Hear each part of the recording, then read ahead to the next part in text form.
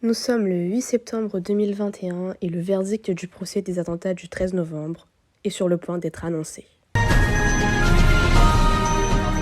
la série d'attaques la plus meurtrière que la France n'ait jamais connue. On se souvient de cette soirée du 13 novembre 2015, lors de laquelle 131 personnes ont perdu la vie et 350 ont été blessées lors de ces attaques simultanées.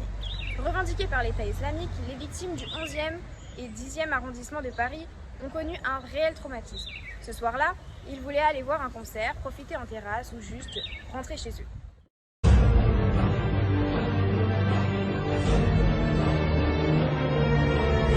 Nous sommes maintenant le 8 septembre 2021 et le verdict du procès de ces attentats vient d'être prononcé à l'instant. Nous interrogeons Sandrine Nodin, victime qui a dû suivre une thérapie qui se trouvait au Bataclan. Madame, bonjour, quel est votre ressenti suite à ce procès? Bonjour, alors remettre le couvert sur ce terrible événement avec ce procès m'a littéralement replongé en enfer. L'épisode du Covid qui a fait prolonger l'audience a pris plus de temps que prévu. Ce qui a été chez nous une véritable frustration de devoir attendre autant de temps pour avoir un verdict final.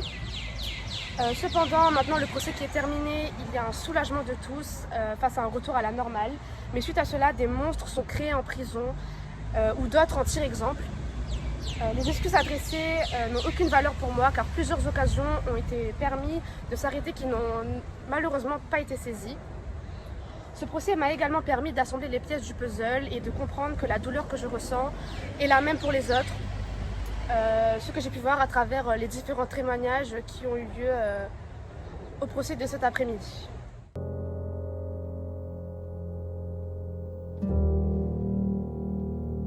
Avez-vous eu des échanges avec la famille des accusés? Alors dans mon cas non, mais je comprends qu'il y en ait qui aient besoin de se rassurer. Après tout, on a tous besoin d'humaniser les gens. Mais dans mon cas, j'ai écrit une lettre de ces accusés, qui est Sofiane Ayari, un jeune qui a fait le djihad en Syrie. Et lorsqu'il est revenu en France, a donc refusé de faire des attentats. Son discours m'a énormément touchée.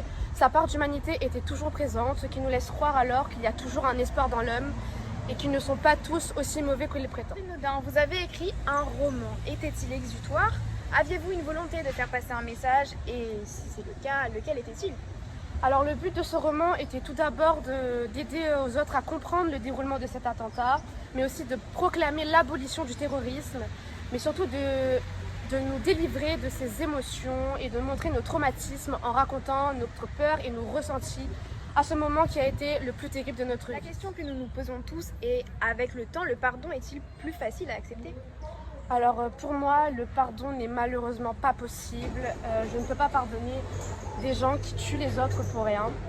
De nombreuses familles ont été abattues pour rien. J'ai perdu 2 de mes proches dans ces attentats et pour moi ça c'est impardonnable. Maintenant, qu'est-ce qu'on fait? C'est ce qu'on se demande. La vie reprend-elle son cours?